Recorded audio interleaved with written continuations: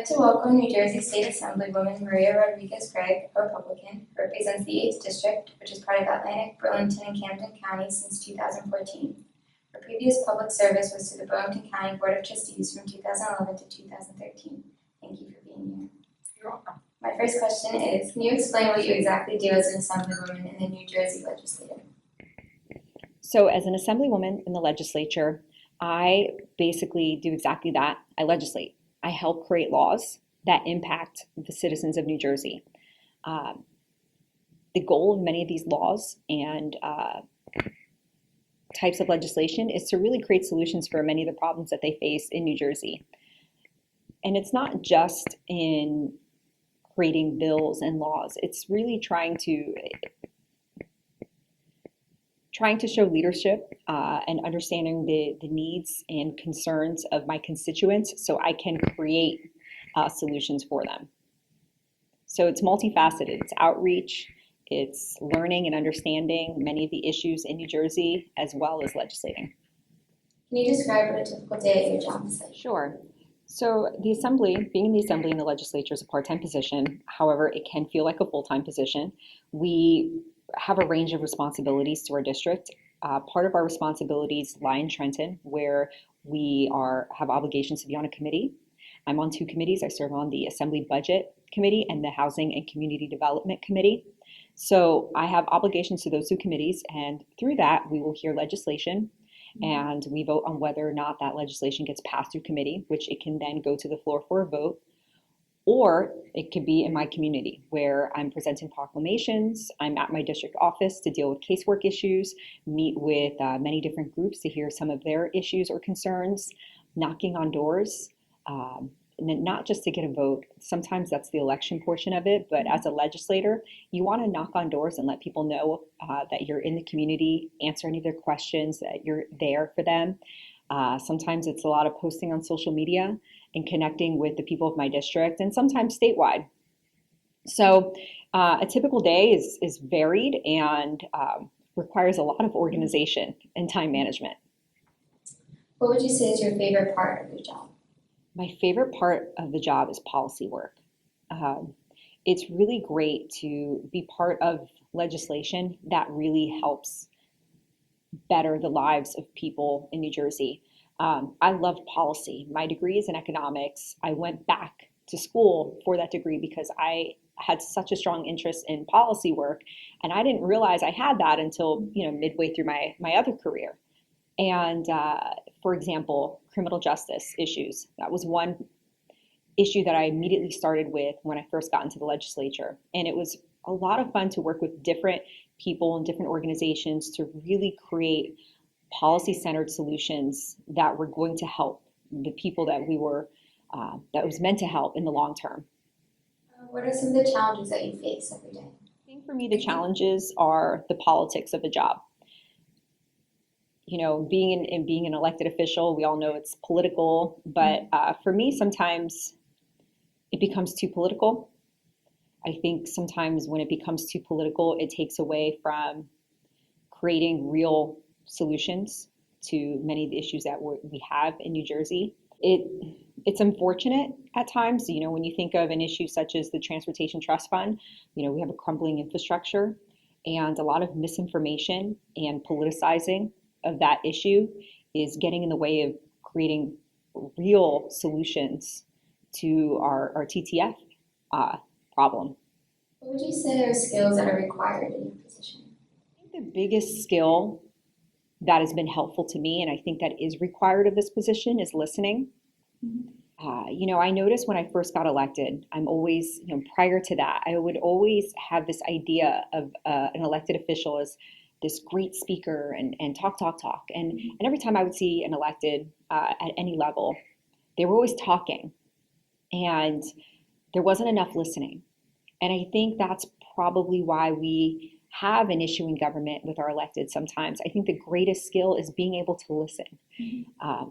If you're not listening, you're not really figuring out what the problem is. Mm-hmm. You're not really hearing what your constituents' issues are and their concerns.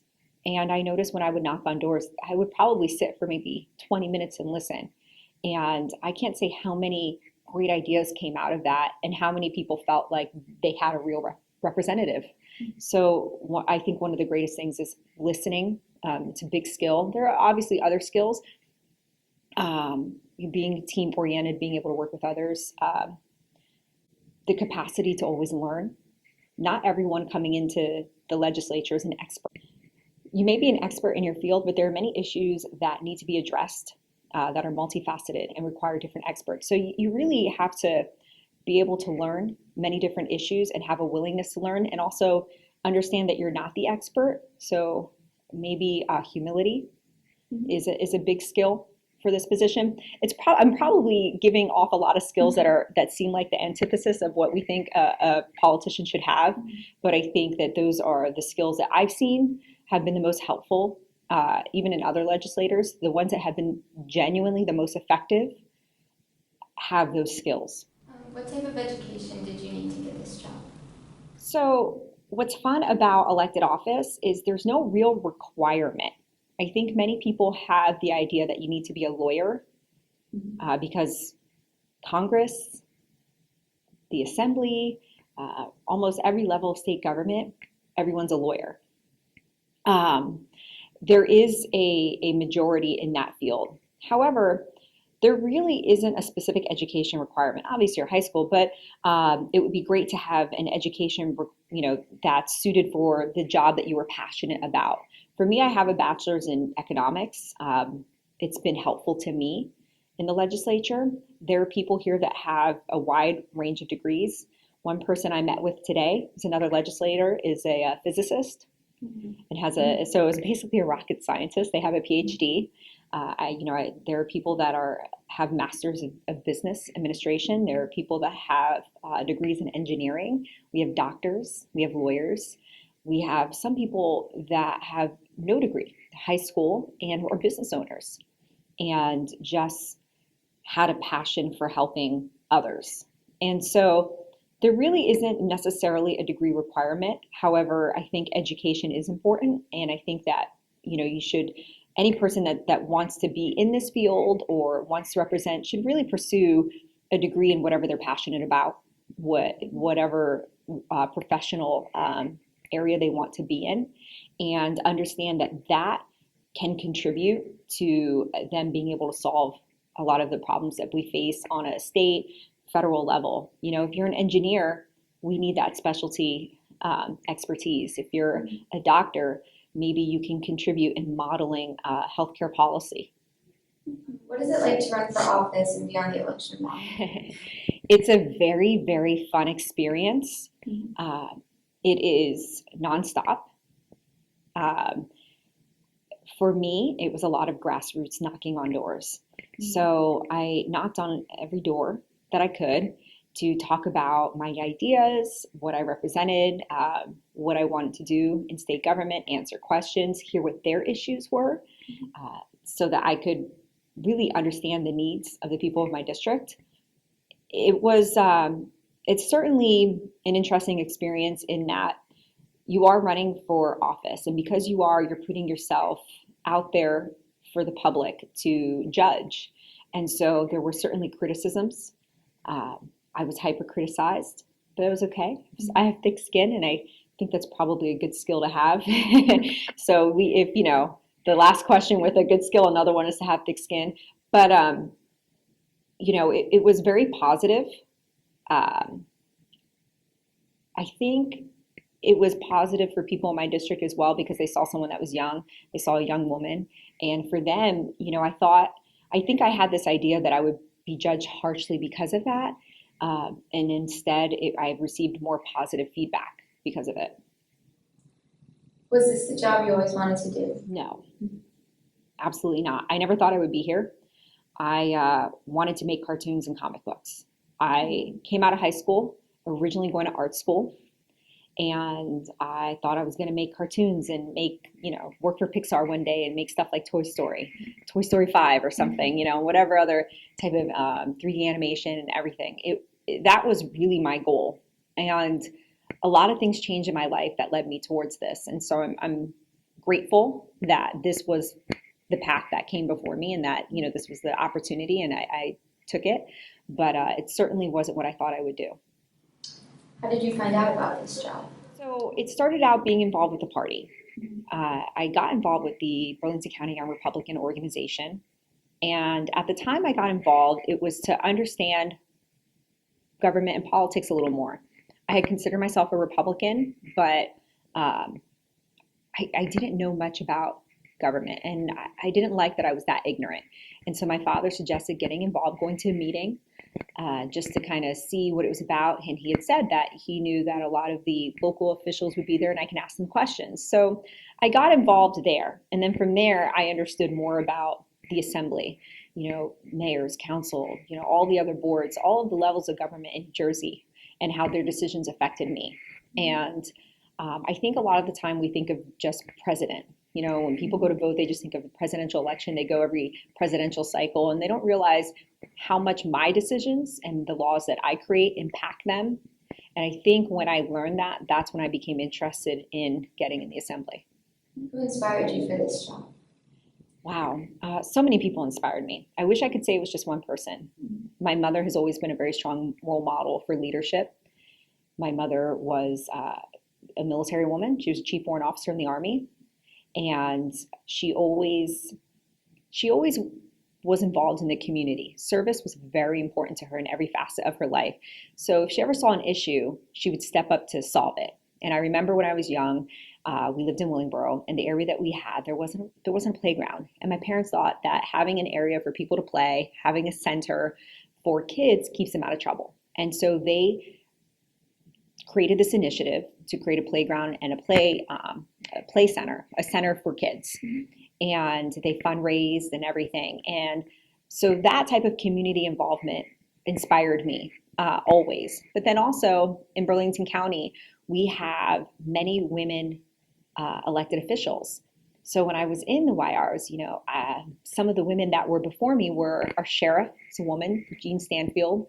Our two senators are women, Senator Diane Allen and Senator Dawn Addiego. And at the time Dawn was an Assemblywoman. And there were several women on the Freeholder Board. So we were very rare, not just from a party perspective, but just from an elected perspective. We're a very rare county in that we have a high level of women representation. And not only that, we've led the way in diversity. And so I think seeing those women in office and seeing how they were able to navigate politics and be successful, and how just the fact that they stood up and put themselves in a position to create change inspired me as well. Do you have any advice for girls interested in this career? Yes. If you're interested, reach out to other representatives, women representatives, or men. I would say women, just because they understand, the difference and how to really, they're probably better advising young women, but reach out to a representative that you think could help you. Talk to them about the position, ask them what it's about, get involved. If you're interested in a specific party, get involved with your local Democrat Party, your local Republican Party, Independent, Green Party, whatever it is. Get involved locally in the grassroots area, really understand some of the issues, define where you stand on them. And also, I would say to young women that want to get into this, take a real self-assessment. Think about what your strengths and weaknesses are. Think about why you want to get involved, and from there, make sure that you're getting involved for the right reasons, and then take that step forward and just get involved. So for my last question, what else would you tell girls when they're thinking about their future? I guess when thinking about your future, keep an open mind. One of my favorite phrases was always, and I still say this, and it's a Clint Eastwood thing from Heartbreak Ridge, improvise, adapt, and overcome. And I think that life changes in many different directions.